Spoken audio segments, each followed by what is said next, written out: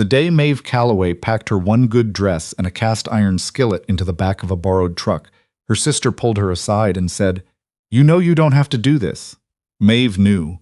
That was the thing nobody seemed to understand. She knew exactly what she was walking into. A ranch outside Harlan, Montana, with more debt than cattle. A widower who hadn't smiled in 2 years, by his own admission, and 5 sons between the ages of 8 and 19, who, according to the letter she'd received, were a handful but good boys underneath. She'd read that letter 4 times. Underneath was doing a lot of work in that sentence. But Maeve had spent 31 years being underestimated, and she'd learned something from every single one of them. People who expect nothing from you are the easiest ones to surprise. She climbed into the truck and didn't look back. The man who met her at the gate of the Aldridge ranch was named Emmett Aldridge, and he was taller than his photograph suggested and quieter than his letters implied. He had the kind of hands that had been working since childhood, wide, cracked at the knuckles, permanently stained with something that might have been motor oil or might have been the Montana earth itself. He shook her hand once, firmly, and said, "You made good time." "I drove straight through," Maeve said. He nodded like that told him something important. Then he looked at the skillet strapped to the outside of her bag and said nothing at all. The house was a 2-story farmhouse that had probably been beautiful once, around the time someone had planted the cottonwood trees that now flanked the front porch. The paint was peeling on the south side where the wind hit hardest. The porch steps had been replaced recently. The wood was lighter than the rest, still smelling faintly of pine. Someone had bothered to fix what could fall through. That mattered. Inside, 5 boys were arranged in the living room with the particular stiffness of people who had been told to be on their best behavior and resented the instruction. Emmett introduced them from oldest to youngest. Cade, 19s, stood with his arms crossed and his jaw set. He had his father's height and his mother's cheekbones. Maeve knew that because there was a photograph on the mantel she wasn't supposed to be studying, but was. He looked at her the way ranch dogs look at strangers. Not aggressive yet, but measuring. Theo, 16, didn't look at her at all. He found something extremely interesting on the floor near his left boot and kept his attention there. Silas and Jasper were twins, 14, and they were the only ones who seemed genuinely curious. They kept looking at each other in that way twins do, holding an entire conversation in a single glance. Maeve made a note to figure out which one was which before the end of the day, because she had a feeling they'd test her on it. And then there was the youngest. Pip, whose given name was Philip, Emmett clarified, but no one called him that, was 8 years old, gap-toothed, and holding a small orange cat that was tolerating the situation with great dignity. "That's Biscuit," Pip said, which was the first thing any of them said to her voluntarily. "Good name for a cat," Maeve said. Pip studied her for a moment. "Do you like cats? I respect them," she said honestly. "They don't pretend to like you when they don't." Pip looked at the cat. The cat looked at Maeve. Something passed between all 3 of them. Cade uncrossed his arms. Not because he'd warmed up to her, she wasn't naive, but because he'd decided she wasn't an immediate threat. That was fine. Maeve had learned to accept small ground. She and Emmett were married 3 weeks later at the county clerk's office in Harlan. His sister came and brought flowers from her garden. Maeve's own family was 400 miles away in Billings, and they'd said their goodbyes on the phone the night before. Her mother had cried. Her sister had said, "Call me if you need to come home." Maeve had said, "I will," knowing she wouldn't, not because she was too proud, but because she'd made a choice and she intended to live it. The boys were not at the wedding. That had been a mutual decision, Maeve's actually. She'd told Emmett it was too much pressure on everyone, and he'd looked at her with something that might have been relief.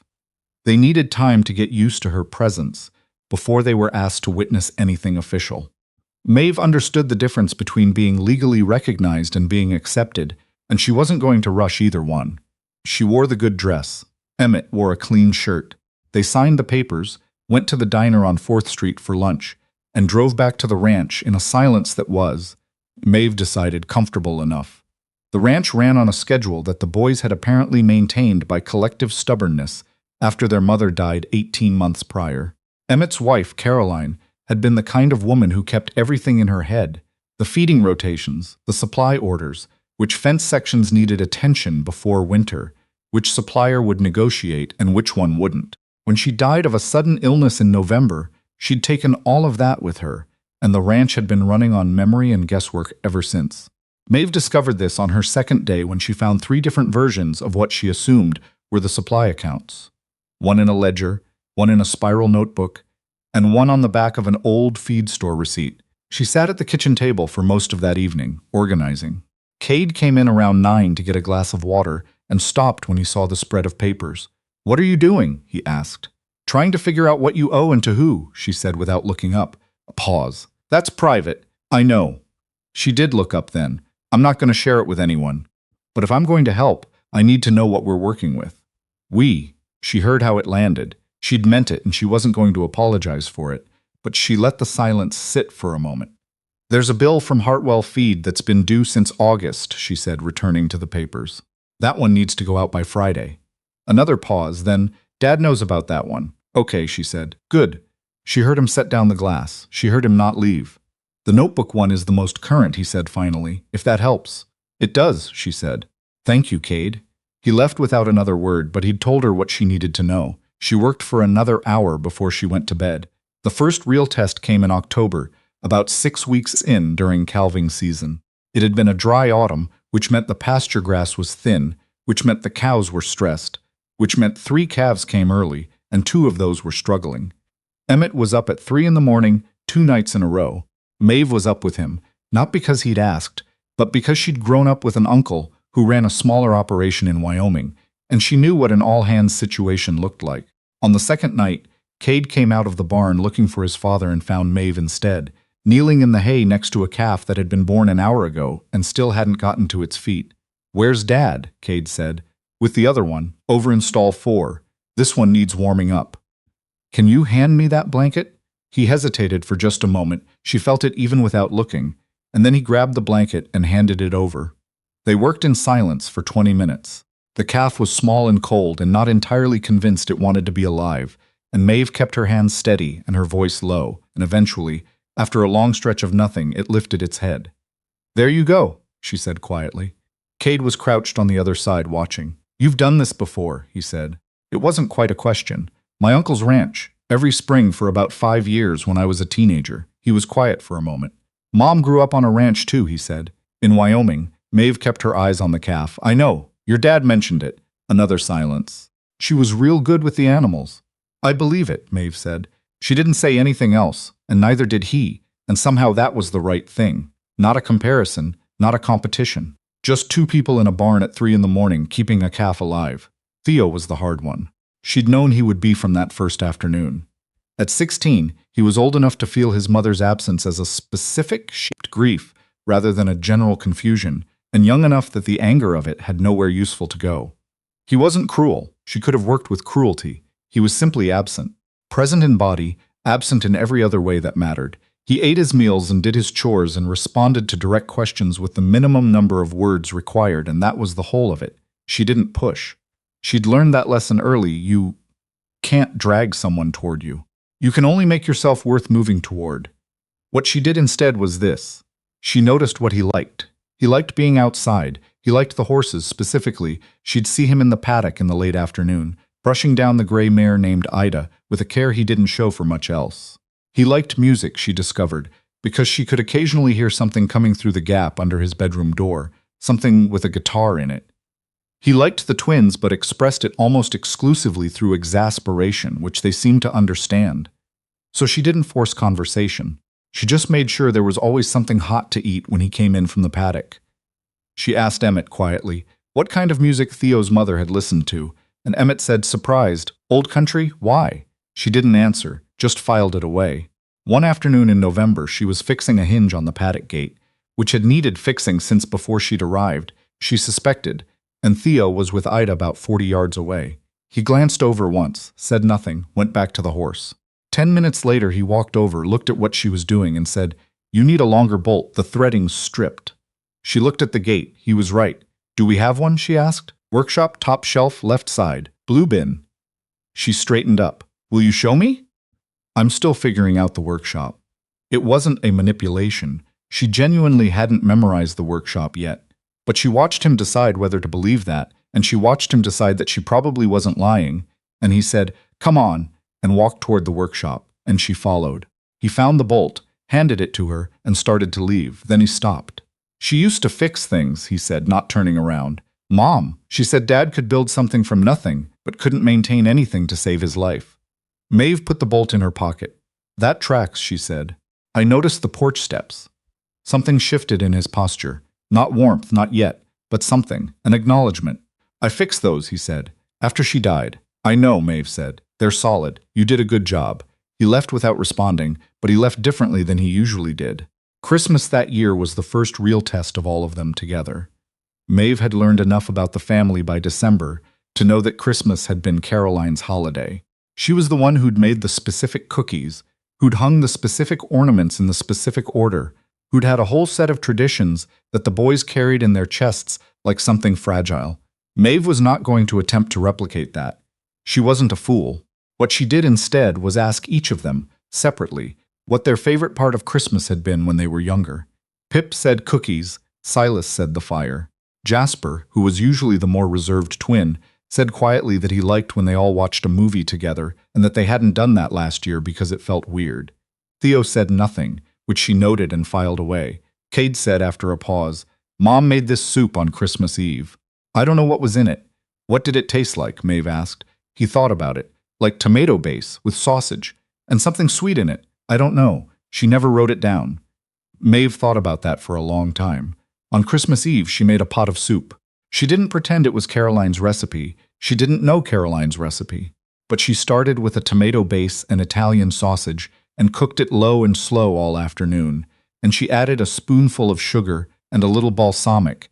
And she just kept adjusting until she got something that felt right, which was a thing she did in the kitchen when she didn't have a recipe to follow. She put it on the table that evening. Everyone sat down. She set out the bread she'd made that morning, and the butter, and she sat down herself and said, It's probably not the same, but I thought I'd try. Silence. The kind that holds its breath. Cade was the first to eat. He took a spoonful, and his face did something complicated, and he looked down at the bowl, and he said, It's close. He said it quietly, like a confession. Close is okay, Maeve said, equally quiet. They ate. All of them, the whole pot, with the bread. Silas built a fire after dinner. Jasper found a movie, the same one they'd watched when he was 10, he said, and Pip climbed onto the couch between Maeve and Emmett, without anyone suggesting he do so, and the cat Biscuit settled on the armrest and washed his face with enormous dignity. And outside the Montana wind came off the mountains and hit the side of the house, and inside nobody moved. Theo sat on the floor with his back against the couch, arms around his knees, watching the screen. He didn't say a word, but he was there in all the ways he usually wasn't. Maeve didn't read too much into it, but she let herself feel it quietly in that room full of people she was still learning to love. The hardest day came in February. Maeve had been driving the supply route into Harlan, something she'd taken over in November to give Emmett more time at the ranch during the slow season, and she was in the hardware store when she ran into a woman named Patricia Gould, who was apparently connected to everyone in Harlan in the way that certain women are in small towns. Patricia was polite in the way that contains a knife. You're the Aldridge wife, she said. The new one. Maeve Aldridge, said, and held out her hand. Patricia shook it and looked her over with the specific assessment of a woman who has decided what she thinks before the conversation began. Well, she said, you've got your work cut out for you, that ranch. She shook her head. And those boys. I heard Cade is already talking about not going to college to stay and help. Shame with how his mother always wanted him to go. There were several responses Maeve could have made to that. She chose the simplest one. Cade is a smart kid, she said. He'll figure out what's right for him. Patricia picked up something from the shelf near her. I knew Caroline, 15 years. She was something else. I know she was, Maeve said. Everyone who knew her says so. Patricia seemed to expect either defensiveness or concession, and Maeve gave her neither. She just held her ground pleasantly and waited, and after a moment Patricia moved on with her shopping, and Maeve paid for her supplies and walked to the truck and sat in the driver's seat for a moment before she started the engine. She wasn't hurt. Not exactly. But she held something in her chest the whole drive home, something tight and unnameable, and when she got back to the ranch and unloaded the supplies, Cade was in the yard, and she said, without planning to, Someone in town told me you might not go to college, that your mom wanted you to go. Cade looked up from what he was doing. Mrs. Gould? She means well, Maeve said, which was probably generous, but she wasn't going to speak badly about his mother's friends. Cade was quiet for a moment. I haven't decided anything. Dad needs the help right now. He does, she said, and you're good help, But you've got until August, and a lot can change. She picked up a bag of feed.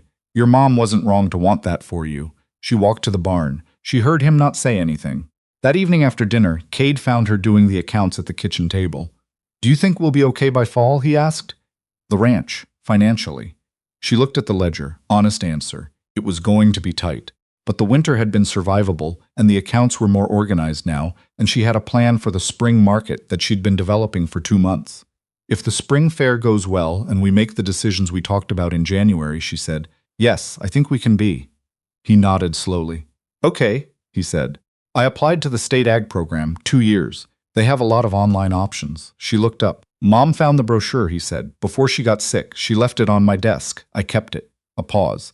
I didn't want to tell Dad yet, in case I don't get in. That makes sense, Maeve said. He stopped. I wanted to tell someone. She held his gaze and said, I'm glad you told me. And she was. Genuinely, fully glad. Not because he'd trusted her exactly, she wasn't going to name it that yet, but because he'd let himself say something out loud in her presence, and that was its own kind of beginning. The spring fair was in May, and the plan Maeve had been developing since January was this. She'd learned in her first week on the ranch that Emmett had a small operation that had been largely overlooked because Caroline's illness and death had knocked everything sideways. A herd of heritage breed cattle that commanded premium prices if sold direct rather than through the usual channels. A market for exactly that kind of beef that had grown considerably in the last few years in the region. What they'd needed was a booth at the Harlan County Spring Fair, direct consumer contact, and a price list. She'd spent February and March making the contacts. She'd spent April helping Emmett and the boys get the product ready. She'd made the signage herself, straightforward, no fuss. The whole family came to the fair, all 7 of them. It was the first time Maeve had seen them together outside the ranch in anything other than necessity, and she felt the specific complexity of that. As they set up the booth at 7 in the morning, the twins arguing mildly about where to put the cooler, Pip trying to give Biscuit, who had absolutely not been invited, back to Theo, who had apparently brought the cat in his jacket pocket and was now pretending he hadn't. The cat stays in the truck, Emmett said, not looking up from the table he was setting. Theo returned the cat to the truck with a dignity that fooled nobody. By 10 o'clock they had a line. Not a huge line, not at first, but a steady one. People who'd seen the sign or heard from someone else, or just stopped because the display looked honest and the prices were reasonable for what they were. Maeve worked the booth. Emmett talked to the ranchers he knew. The twins helped with the cooler, and Pip handed out the small cards she'd had printed with the ranch name and a simple list of what they raised. It was working. She could see it working. The math she'd done in February was holding. Then, around noon, Patricia Gould came by with 2 of her friends, and one of the friends, a woman Maeve didn't know, looked at the display and said to Patricia, loud enough, "She's the one who married Emmett? She doesn't look like much." It was the kind of thing people say when they think they're being quiet enough. Maeve kept her expression even, and her hands on the clipboard she was holding, and she started to say something neutral and professional, because she was a grown woman, and she wasn't going to let a comment at a fair undo 6 months of work. But Cade was standing 3 feet away, and Cade said, clearly and without heat, "She organized our books, fixed our accounts, made the contacts for this booth, and drove the supply route all winter so my dad could stay at the ranch. If you're looking for much, I'd say that qualifies." The woman blinked. Patricia looked at Cade. Patricia looked at Maeve. Maeve looked at Cade. He met her eyes for just a moment, not waiting for her gratitude, just stating a fact, which was something he'd apparently decided to do, and then he turned back to the cooler and started helping a customer. Maeve cleared her throat. "Can I help you with anything today?" she said to Patricia's friend, perfectly pleasant. The woman bought 2 pounds of ground beef and left quickly. Patricia lingered for a moment, and something in her expression had shifted. Not warmth exactly, but a kind of reassessment. "He's a good boy," Patricia said quietly. "Cade, he is," Maeve agreed. "All of them are, and she meant it. She'd meant it for months. She was just glad finally to say it out loud. They sold through most of what they'd brought by 3 o'clock. On the drive home, all 7 of them packed into the truck and the extended cab. Pip fell asleep against Maeve's arm, somewhere on the county road north of Harlan. It happened slowly, first his head drooping, then the full weight of a tired 8-year-old settling against her, warm and uncomplicated. She didn't move.